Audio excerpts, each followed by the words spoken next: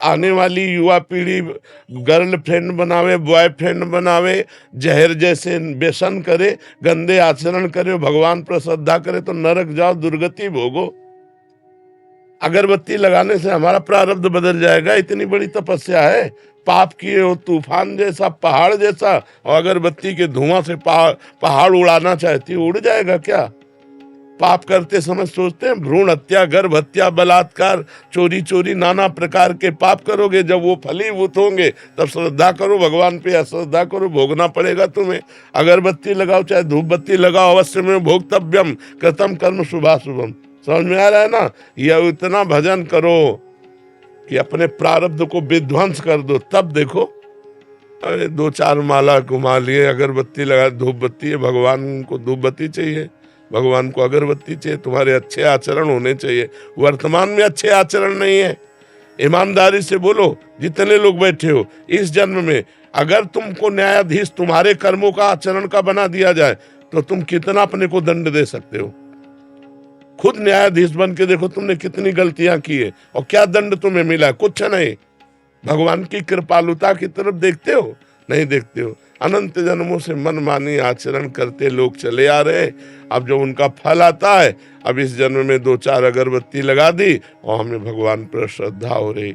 नौजवानों रास्ता इसी बात का ना, डिप्रेशन में गए, कर ली, ये कर लिया, वो कर लिया, यही परिणाम है।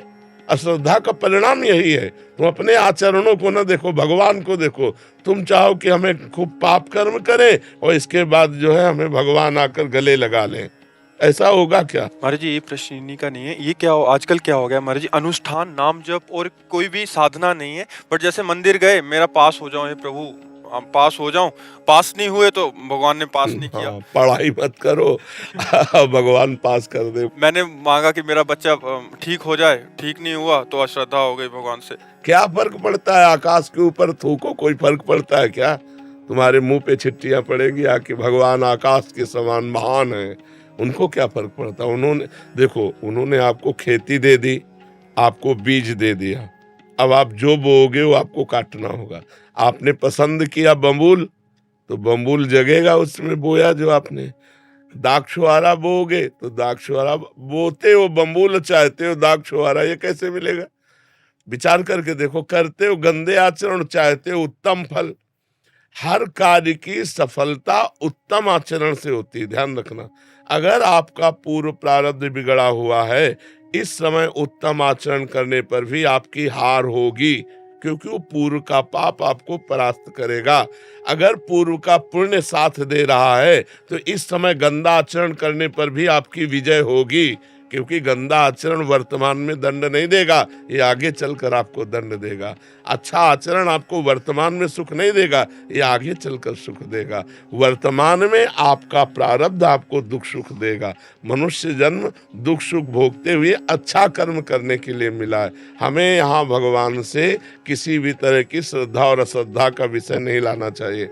हाँ, श्रद्धा का विषय यह है कि ऐसी परिस्थितियों में भी भगवान हम टूटे नहीं, हम आपके कृपा बल से इन दुख सुख को सहते हुए सही आचरण से चले। जैसे पांडवों का राज्य छिन गया, यहाँ तक कि पत्नी भी दांव में लग गई, लेकिन वो धर्म से च्युत नहीं हुए। 12 वर्ष का वनवास, 1 वर्ष का अज्ञातवास, लेकिन धर्म से च्युत नहीं हुए। ये भगवान की कृपा। उन्होंने कभी भगवान को नहीं कोसा। हम लोगों की क्या आराधना है, बेमतलब भगवान पर श्रद्धा की बातें करते रहते हैं। भगवान क्या है? महान है, वो एक महान पावर है।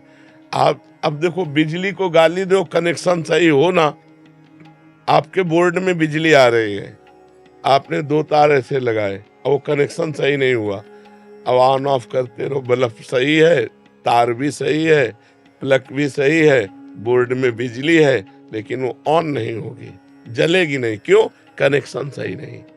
वो पावर है, परमात्मा पावर है, उससे सही कनेक्शन करो, सही आचरणों के द्वारा पवित्र भोजन, पवित्र आचरण, पवित्र विचार, पवित्र नाम जप करते हुए, तो देखो आपके अंदर पावर आ जाएगा।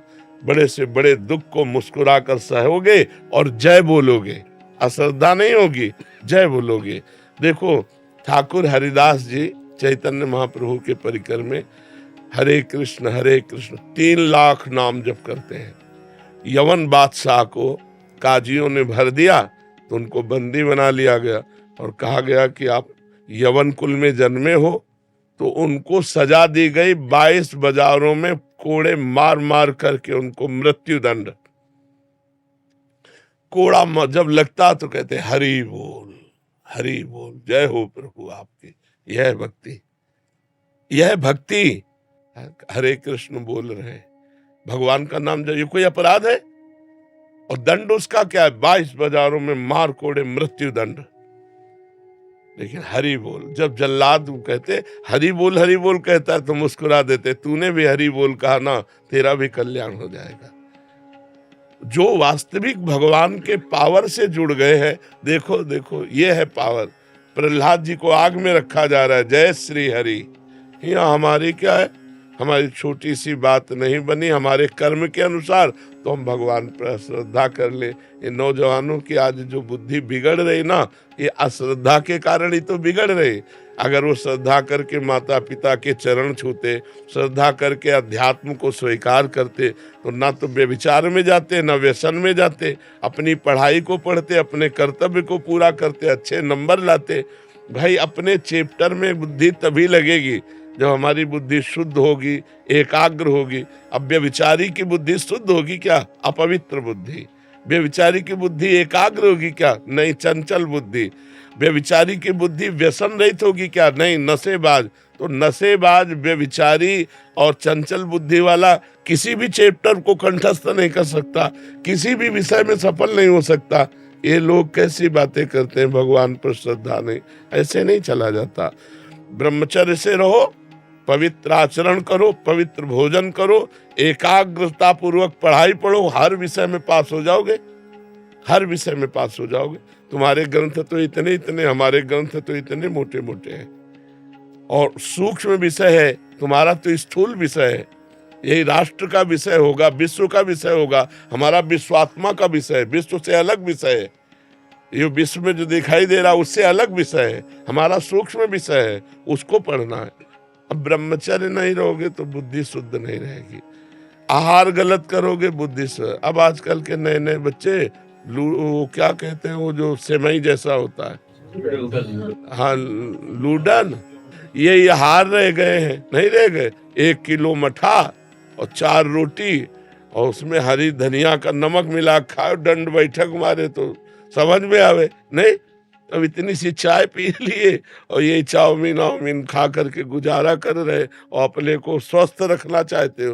अरे नहीं, 100-200 ग्राम घी जाए, पचे शरीर में, 1-2 लीटर शुद्ध दूध जाए, दंड बैठक मारो, 2-4 किलोमीटर दौड़ो, पवित्र आचरण करो। अभी देखो नौजवानों की बुद्धि तेज सब बढ़ जाए।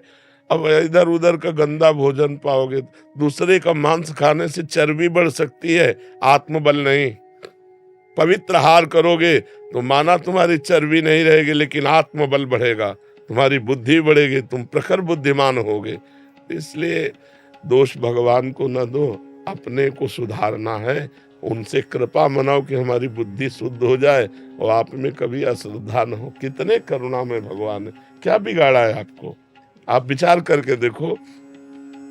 आपका शरीर भगवान ने आपको दिया, बुद्धि भगवान ने दी, सब कुछ भगवान ने दिया, आपसे लिया क्या? फिर अश्रद्धा किस बात की? तुम्हारी क्या है? एक रोम भी तो तुमने नहीं बनाया, मेरे भगवान ने बनाकर तुमको इतना सुंदर शरीर दिया, फिर तुम भगवान से अश्रद्धा क्यों कर रहे हो? भगवान ने तुम्हें पृथ्वी दी, वायु दिया, अग्नि दिया, तेज दिया, सब कुछ दिया है। क्या भगवान की अश्रद्धा करने का विषय बनता है? आप अपने आचरण शुद्ध न करो, सब कुछ भगवान का दिया आपके पास है। भगवान ने कभी कहा कि ये मेरा है? और आप 100 रुपया भगवान को दोगे तो 1000 जगह कहोगे कि बिहारी जी में जाकर मैं चढ़ाया था और बिहारी जी ने हमारी बात नहीं सुनी। तुम सुनते हो भगवान की बात, सब कुछ दिया भगवान ने। गीता जी में भगवान कहते, भागवत जी में कहते, तुम एक भगवान की बात न मानो तो तुम्हारी भगवान कैसे बात मान लेंगे? अभी भगवान की बात मानो, तुम्हारी बात भगवान मान लेंगे। बड़े बुरे से बुरे कर्म का भी तुम्हें दंड नहीं मिलेगा। अहम त्वं सर्व पापेभ्यो मोक्षयिष्यामि मा शुचा। तो समझना पड़ेगा, अध्यात्म को समझना पड़ेगा। जैसा बोओगे वैसा काटना पड़ेगा। ऐसे ऐसे लोगों से पाप बन रहे जिसे समझते नहीं पाप है। पहले किया व्यभिचार, और जब गर्भ रह गया तो बच्चे को झाड़ियों में फेंक दिया, कूड़े दाने में फेंक दिया। कितनी बच्चे बच्चियां ऐसे मिलते हैं जो कूड़े दानों में मिल रहे। तो मान लो जैसे गृहस्थी में भी है, तो भ्रूण हत्या, गर्भपात, ये सब कितने भयानक भयानक पाप है।